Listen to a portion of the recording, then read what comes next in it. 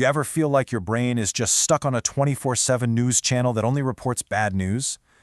It's constantly scanning for threats, replaying worries, bracing for the absolute worst.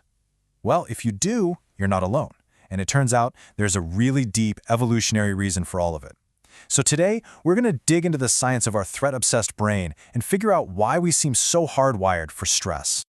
Okay, so let's just jump right into the big question. Why are we so prone to anxiety and stress? What's going on there? The answer isn't that your brain is broken. Not at all. What if I told you that this constant vigilance, this obsession with what could go wrong, what if that's actually a feature, not a bug? What if it's a survival tool that's been sharpened over millions of years? To really get our heads around this survival tool, we have to go way, way back. I'm talking before humans, before even mammals, to this fundamental conflict that drives all life. It's a primal push and pull that exists in every single living thing on this planet.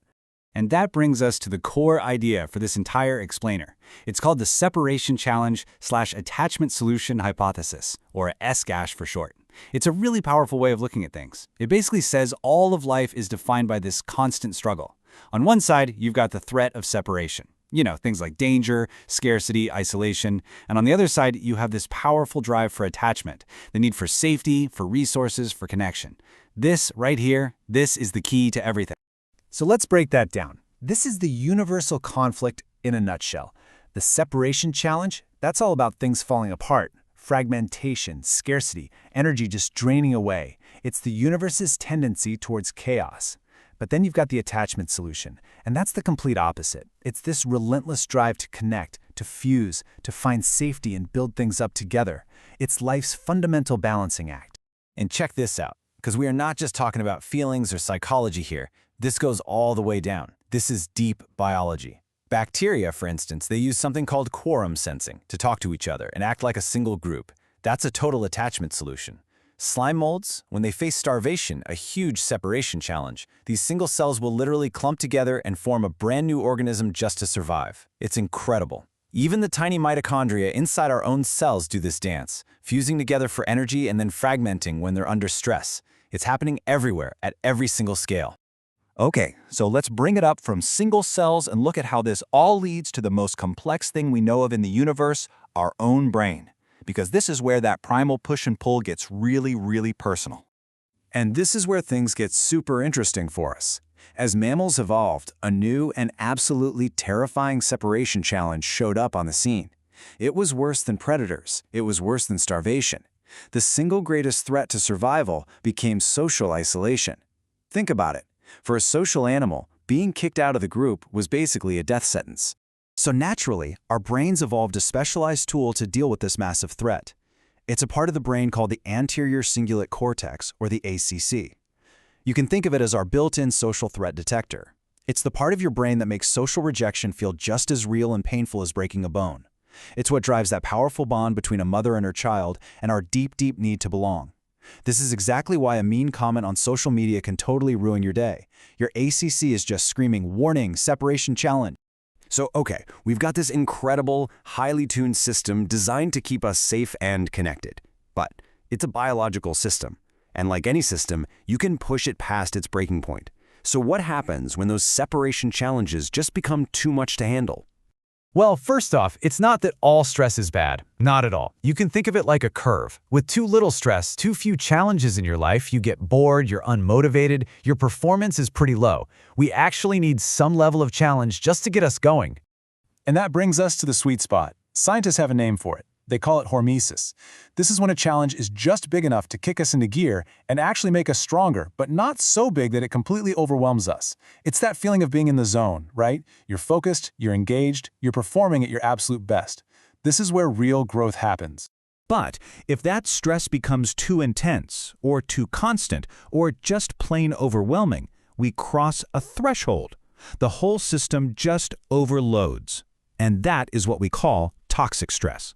It's the point where the separation challenges are so severe that they lead to burnout, to breakdown, and, as we're about to see, to some serious long-term damage. 64%. Just let that number sink in for a second. According to a landmark study by the CDC, that is the percentage of adults who reported experiencing at least one adverse childhood event, or ACE. And we're talking about profoundly stressful and traumatic events like abuse or neglect. And here is why that number matters so much. High ACE scores, which really represent intense early life separation challenges, are directly linked to a devastating range of problems later in life. Just look at this chart. We're talking higher rates of heart disease, cancer, depression, major social problems. This isn't just about bad memories. This is about toxic stress literally getting under your skin and reshaping your biology for the rest of your life. Okay, so that's the problem. Our ancient threat system, when it gets overloaded, can have some really serious consequences. But the science doesn't just leave us there. Thank goodness. It also points us directly towards a solution. And it's not about trying to get rid of stress, it's about building our resilience to it. The father of attachment theory, a guy named John Bowlby, he absolutely nailed it. He said our natural adaptive environment is one of secure connection.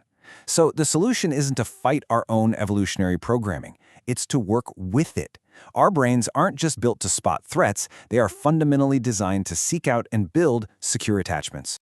So, if the problem is an overactive threat system that's being fueled by all these separation challenges, well then the solution is to consciously and deliberately strengthen the other side of the scale.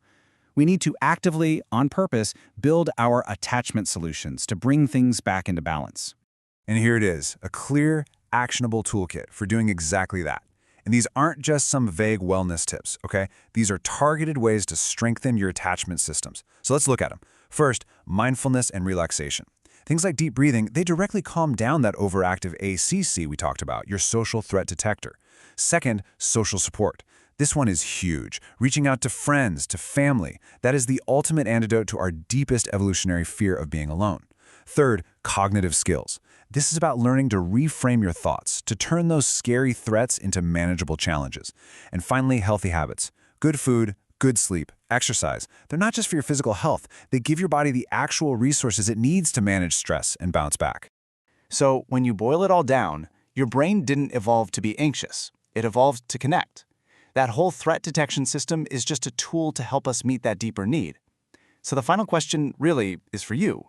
Knowing that connection is the most powerful counterbalance to stress, what's the most important attachment, maybe to a person, a community, a purpose, or even just to yourself, that you can strengthen today?